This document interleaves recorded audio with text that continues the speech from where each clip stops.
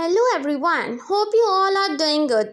तो जैसे कि आप सबको पता है कि आज हम पढ़ने जा रहे हैं कुछ जो करेक्टरिस्टिक्स होती हैं डेवलपमेंट की, मतलब जिसमें आप करेंगे कि फिजिकल ग्रोथ कैसे होती है एडोलेसेंट पीरियड में। एडोलेसेंट पीरियड के बारे में हमने पढ़ा कि एडोलेसेंट कौन सा पीरियड होता है, बहुत ज़्यादा क्रूशियल पीरियड होता है एक बच्चे की लाइफ में, राइट। बहुत सारे बच्चे के उस टाइम में चेंजेस आते हैं, तो उन चेंजेस के बारे में, उन डेवलपमेंट के बारे में हम वन बाय वन पढ़ेंगे। 4 तरह के डेवलपमेंट है जो बहुत ज़्यादा इंपॉर्टेंट है आपके सिलेबस के अकॉर्डिंग। सबसे पहले हम पढ़ेंगे फिजिकल ग्रोथ, फिर आप आएंगे कुछ इमोशनल डेवलपमेंट पे, फिर आएंगे हम कोग्निटिव डेवलपमेंट पे, फिर आएंगे सोशल डेवलपमेंट पे। ये सारे नोट्स हम अभी रेडी करेंगे कि कैसे क्या लिखा है इसमें, और मैं आपको समझाऊंगी अच्छे से। आप भी अपने नोट्स बना सकते हैं इसको देखकर।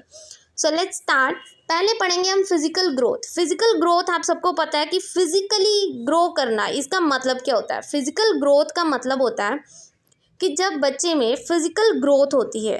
फिजिकल ग्रोथ कैसे होती है अब उस बारे में पढ़ेंगे। बहुत सारे चेंजेस होते हैं फिजिकली, हमने पढ़ा था। फिजिकली क्या आ जाता है आपका क्वांटिटेटिव, राइट। जैसे क्वांटिटी में कोई चीज़ इंक्रीज या डिक्रीज हो रही है, आपकी हाइट हो गई, वेट हो गई, आपकी वॉइस हो गई, और बहुत सारी चीज़ें आती हैं। तो वन बाय वन हम उनको पढ़ेंगे। सबसे पहले पढ़ेंगे हम increase in height and weight, कि गर्ल्स और बॉयज़ दोनों को कंपेयर करके हम चलेंगे, ठीक है। दोनों को हम लेकर चलेंगे और दोनों में देखेंगे कैसे हाइट और वेट इंक्रीज होता है या डिक्रीज होता है। पहले अडोलेसेंट हाइट इंक्रीजेज रैपिडली, ये तो हमें पता ही है कि ऐसी स्टेज होती है जिसमें उसकी हाइट है जो बच्चे की, चाहे वो गर्ल है चाहे वो बॉय है, उनकी हाइट बहुत तेज़ी से इंक्रीज करती है, जिनकी करती है। His weight also increase due to increase in bones and muscles, और इस स्टेज में बोन्स एंड मसल्स भी इंक्रीज करती हैं जिस वजह से उनकी वेट भी इंक्रीज होता है। The maximum limit with regard to increase in size height and weight is achieved, मतलब जितनी कहते हैं ना कि मतलब 18 साल तक की उम्र के बच्चे की हाइट जितनी बढ़ गई उतनी ठीक है, अगर उससे बाद 18 साल के बाद आपकी हाइट नहीं बढ़ती, ये बोला जाता है। मोस्टली गर्ल्स को कहा जाता है कि आपकी हाइट इतनी सी रह गई, अब तुम 18 साल के ऊपर हो गई, अब तुम्हारी हाइट नहीं बढ़ेगी, राइट। तो मतलब उसका एक क्या होती है, लिमिट होती है। Generally boys are heavier and taller than girls, ये बात हम सबको पता है कि जो बॉयज़ होते हैं वो हमेशा क्या होते हैं, टॉल होते हैं और हैवी होते हैं, उनका वेट ज़्यादा होता है गर्ल्स के कंपैरिजन में। But in adolescent between 12 and 14 it is girl who is both taller and heavier, मतलब 12 और 14 साल की उम्र में जो लड़कियां होती हैं वो सबसे ज़्यादा टॉल और हैवी होती हैं। टॉल इन द सेंस कि जितनी उनकी हाइट बढ़नी है वो 12 और 14 साल की उम्र तक बढ़ेगी, मतलब ठीक है। और फिर उस टाइम तक तो गर्ल्स टॉलर एंड हैवियर होती हैं, बट 18 साल की उम्र तक एडोलेसेंट तक आते आते जो बॉयज़ होते हैं वो टॉल हो जाते हैं, और उनकी हाइट मतलब लिमिट तक पहुंच जाती है जितना उनको इंक्रीज़ करना है, और उनका वेट भी इंक्रीज हो जाता है एडोलेसेंट पीरियड तक। Now comes with the second rapid development in bones and muscles. Bones and muscles आप सबको पता है कि जो गर्ल्स होती हैं उनकी बोन्स हमेशा क्या होती है, सॉफ्ट, और जो बॉयज़ होते हैं उनकी बोन्स हमेशा क्या होती है, हार्ड होती है। एडोलेसेंट पीरियड में आपने देखा है कि बोन्स और मसल्स बहुत ज़्यादा रैपिडली मतलब इंक्रीज करती हैं, राइट। तो बहुत सारे चेंजेस आते हैं बॉडी में। तो क्या क्या चेंजेस आते हैं बोन्स और मसल्स को लेकर, कि जो गर्ल्स होती हैं उनकी बोन्स और मसल्स हमेशा क्या रहते हैं, सॉफ्ट सॉफ्ट रहते हैं। आप उनके हैंड्स भी देखोगे हमेशा सॉफ्ट होते हैं, बट जो बॉयज़ होते हैं उनके हाथ और मसल्स उनमें हमेशा क्या होते हैं, हार्ड होते हैं। फिर आता है नेक्स्ट चेंज, फिजिकल चेंज, कौन सा है, वॉइस। वॉइस में आप देखोगे कि जो गर्ल्स होती हैं उनकी वॉइस कितनी मतलब तीखी होती है, तेज़ होती है उनकी आवाज़, और स्वीट होती है, ये आप सबको पता है। बट देखा जाए धीरे धीरे क्या होता है कि जो बॉयज़ होता है उनकी आवाज़ कितनी ज़्यादा मतलब लाउड होती है। बॉयज़ की आपने देखी होगी कितनी ड्राई, रफ और हार्श वॉइस होती है, मतलब इतना ज़ोर से चिल्लाते हैं, ज़ोर से बोलते हैं जो बॉयज़ होते हैं।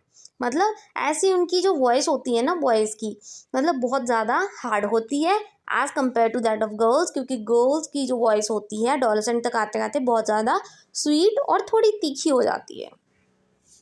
फिर चेंजेस इन बॉडीली प्रोपोर्शन, अब बॉयज़ और गर्ल्स है, दोनों के बॉडी चेंजेस अलग अलग होंगे। आप देख सकते हैं दोनों का डिफरेंट रेट होता है। और फाइनलाइज क्या होता है, आर्म्स एंड जैसे देखा जाए आर्म्स और लेग्स ग्रो लॉन्गर, ये सब चीज़ें आती हैं कि जो आपकी आर्म्स है और आपके लेग्स हैं वो लॉन्ग हो जाते हैं, बढ़ जाते हैं। हैंड्स और फीट हो जाते हैं जो, वो भी बड़े हो जाते हैं, आपको सबको पता है। ट्रंक मतलब जो आपका बैक होता है वो फुल हाई लेंथ तक पहुंच जाता है, अब उससे ज़्यादा इंक्रीज़ नहीं होगा। जो शोल्डर होते हैं वो ब्रॉड हो जाते हैं, आपके कंधे जो होते हैं वो ब्रॉड हो जाते हैं। एब्डोमेन इंक्रीज़ कर जाता है विड्थ और साइज़ में। आपके जो फेशियल फीचर्स होते हैं दोनों बॉयज़ और गर्ल्स के, दोनों क्या होते हैं, चेंज हो जाते हैं। ये तो हमें पता है। हमारा जो फोरहेड होता है, हमारा माथा होता है, वो भी क्या हो जाता है, बड़ा हो जाता है। अभी छोटा तो रहेगा नहीं, बड़ा हो जाता है। द नोज बिकम लार्ज, ये भी हमें पता है। हमारा नाक क्या हो जाता है, बड़ा हो जाता है। हमारी चीन भी क्या हो जाती है, लॉन्ग हो जाती है। मतलब ये सब चेंजेस होते हैं, आप सबको पता होने चाहिए छोटे छोटे चेंजेस। फिर आते हैं changes in motor development. Motor development क्या होता है, मूवमेंट करनी किसी चीज़ की, पुल करना, पुश करना, कंप्रेस करना। मतलब आप ये देखोगे गर्ल्स और बॉयज़ की मोटर एबिलिटी कैसी होती है, ये आप सबको पता है कि जो बॉयज़ हैं उनकी मोटर एक्टिविटी सबसे ज़्यादा होती है। हम कहते हैं अरे तू लड़का है, तू इतना भार उठा सकता है, तू उठा के देख। मतलब ये सब चीज़ें, मतलब जो बॉयज़ होते हैं वो बहुत ज़्यादा वेट उठा सकते हैं, जिस वजह से उनकी मोटर परफॉर्मेंस भी ज़्यादा होती है। देखा जाए तो फिजिकल एक्टिविटीज़ में भी ज़्यादा बॉयज़ ही होते हैं, और जो गर्ल्स होती हैं उनकी प्रॉपर क्या होती है, मोटर डेवलपमेंट इतनी खास नहीं होती। तो इसमें क्या बोला गया है कि जो बॉयज़ है वो एक्सेल कर जाते हैं girls in the motor activities. मतलब स्पीड और मस्कुलर स्ट्रेंथ बॉयज़ की सबसे ज़्यादा होती है एज़ कम्पेयर टू गर्ल्स।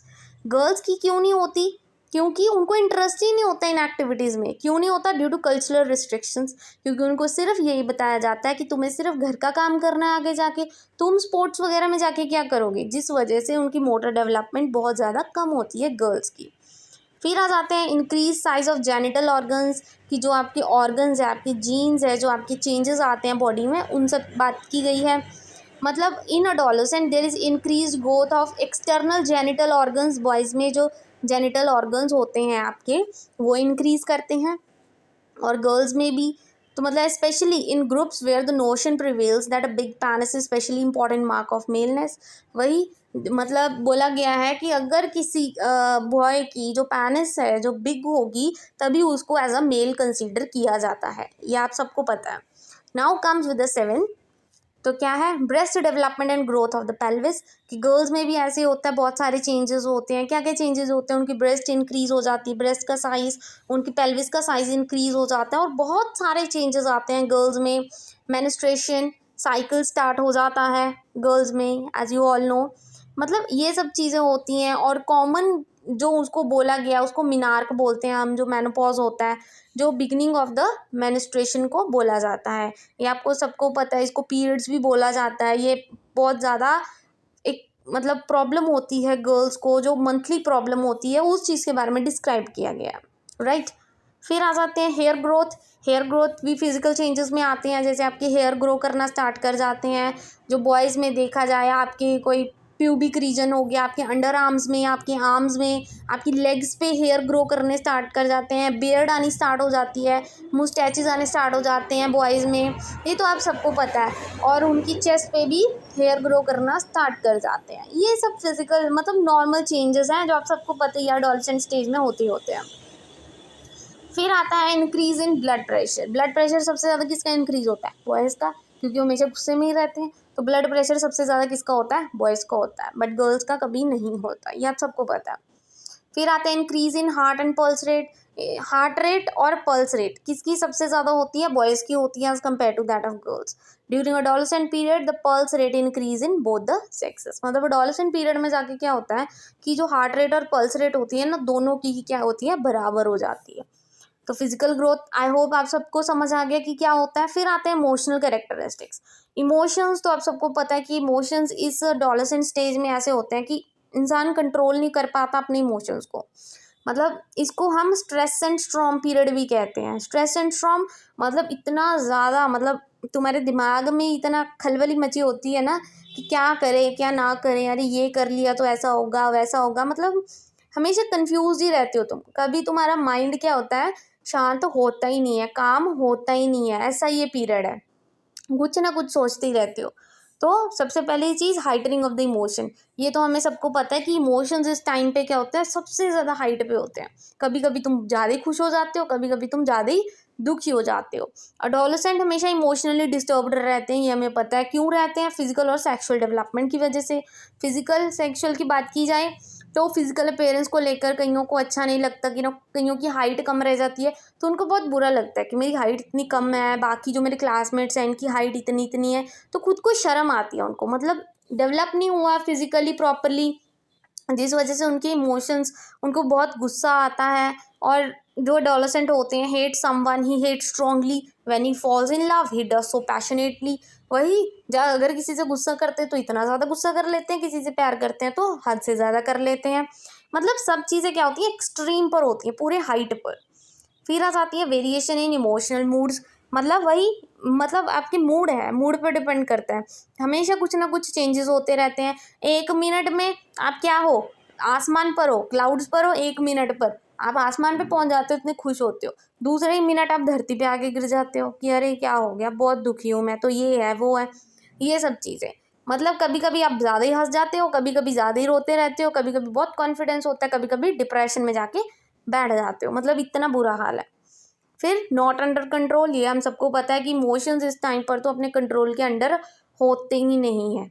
मतलब तुम इतने कंफ्यूज रहते हो ना खुद में ही, तुम्हें खुद नहीं पता लगता कि तुम सही हो या गलत हो, मतलब यही सब चीज़ें आपके दिमाग में चलती रहती हैं, तुम्हारे इमोशंस ही अपने कंट्रोल के अंडर नहीं है। थोड़ा सा तुम्हें कुछ बोल जाए तो कंट्रोल नहीं कर पाते अपने गुस्से को, सीधा मुंह पे फट से बोल देते हो, मतलब टॉलरेट नहीं कर सकते आप। Over restriction of parents and teachers, थोड़ा सा टीचर हो जाए, पेरेंट हो, आपको तुम्हें कुछ बोल देना, तुम इतना गुस्सा करने लग जाओगे, ऐसा एडोलेसेंट पीरियड है। सेक्सुअल फ्रस्ट्रेशंस होती हैं, ये आप सबको पता है, बॉयज़ एंड गर्ल्स, अट्रैक्शन होती है ऑपोजिट सेक्स की तरफ इस एज में, हमेशा मतलब किसी ना किसी को चाहिए ही चाहिए, to be in the relationship as like that, right. फिर आता है डे ड्रीमिंग और फैंटेसी, वही अपने खुद की खिचड़ी पकाना, डे ड्रीमिंग करना कि अरे लाइफ तो बहुत अच्छी है, ये है वो है, बट एक्चुअल में life it's not that what you think at that time, right. तो वो चीज़ आपको बाद में रियलाइज़ होती है कि एक्चुअल में लाइफ इतनी ईजी नहीं है। अभी तुम्हें लगता है कि तुम्हारा पेरेंट्स काम कर रहे हैं, चलो तुम्हारे पास बहुत पैसा है, तुम उड़ाते रहते हो, बट जिस टाइम, मतलब ये एडोलेसेंट पीरियड ऐसा है कि तुम्हें रियलाइज़ नहीं होगा उस टाइम, तुम्हारी बहुत सारी होप्स होंगी, एस्पायरेशंस होंगी दूसरों की तुम्हारे पर तुम तो डे ड्रीमिंग कर रहे हो कि मैं ये बनूंगा वो बनूंगा, बट बनना कैसे है ये तुम्हें नहीं पता, मतलब अपने ही तुम कैस्टल्स बनाते रहते हो हवा में। कैपेसिटी ऑफ शेयरिंग इमोशंस, कि मतलब इमोशंस शेयर करने हैं, जो बच्चे होते हैं तो क्या करते हैं, अपने इमोशंस बहुत रेयर, मतलब बहुत चूजेबल पर्सन से अपने इमोशंस शेयर करते हैं। He develops the capacity to concern about the feelings of others, sharing an emotion experience reaches its fullest development, मतलब अपने इमोशंस शेयर करते हैं और रिलेट करते हैं अपने आप को दूसरे पर्सन से, such that satisfaction of one person is just as important as is own, कि मतलब उसको लगता है कि अपनी सेटिस्फेक्शन होना ज़रूरी है, अपने इमोशन सही रहना ज़रूरी है, दूसरों के इमोशंस को भी सुनेगा। मतलब पीरियड ऐसा होता है ना कि इंसान इमोशन कंट्रोल नहीं कर पाता और अपने इमोशंस भी शेयर सिर्फ चूजेबल पीपल्स के साथ ही करता है। फिर आती है cognitive and intellectual characteristics. Cognitive आप सबको पता है, रिमेंबरिंग, थिंकिंग, आपकी इंटेलेक्चुअल का मतलब ही होता है कि जो माइंड से रिलेटेड हो। तो एडोलेसेंट पीरियड क्या होता है, मैक्सिमम ग्रोथ एंड डेवलपमेंट का होता है, आप सबको पता है।